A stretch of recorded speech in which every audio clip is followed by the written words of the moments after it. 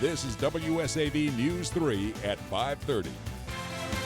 Stock market slump, a bad start to the work week for Wall Street, what the big drop means for you. Well, Savannah mourns tonight the loss of a local attorney and a civil rights champion.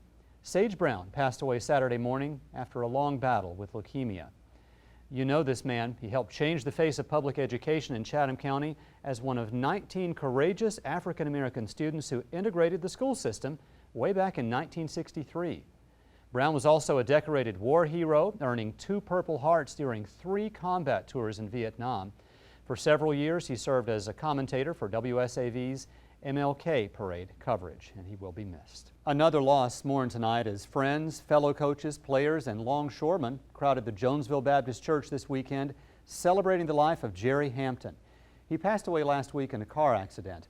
Andrew James takes a look at his life after hearing from those who knew the man they all called Smitty. Coach Hampton is survived by his mother, brothers, sisters, and several other extended family in the area. Keep the peace, stop the violence. That's the message some local ministers are trying to spread.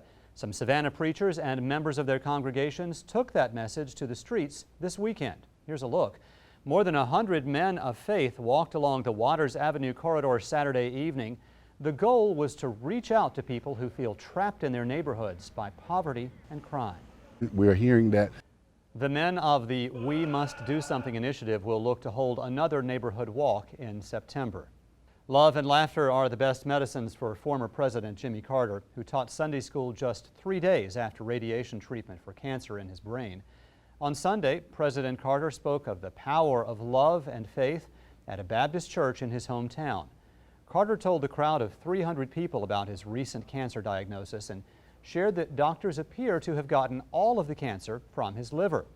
But there are 4 spots in his brain. But then, saying, enough of that subject, the 90-year-old Carter lectured on love, faith, and relationships. He also talked about how he got wife Rosalind, as he pronounces it, to say yes to his marriage proposal. Well, the stock market closed about an hour and a half ago, but investors are still feeling the effects of a rocky day on Wall Street. Believe it or not, the worst week in 4 years. What does that mean for us? Here's NBC's Brian Moore. Here are stories making headlines today. A Louisiana state trooper shot during a traffic stop on Sunday has died.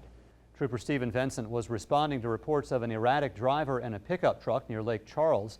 Vincent found the truck in a ditch. That's when the driver reportedly got out of the car. Police say he opened fire with a sawed-off shotgun and hit Vincent in the head. Some bystanders tackled him. That was 54-year-old Kevin Daigle. They held him until police arrived. Daigle being held now without bond.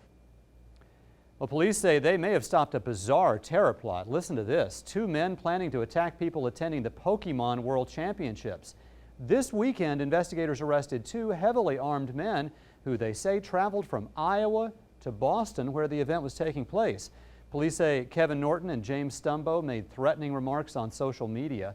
Members of the Pokemon group saw the messages and alerted authorities. That prompted convention center security to call the Boston police.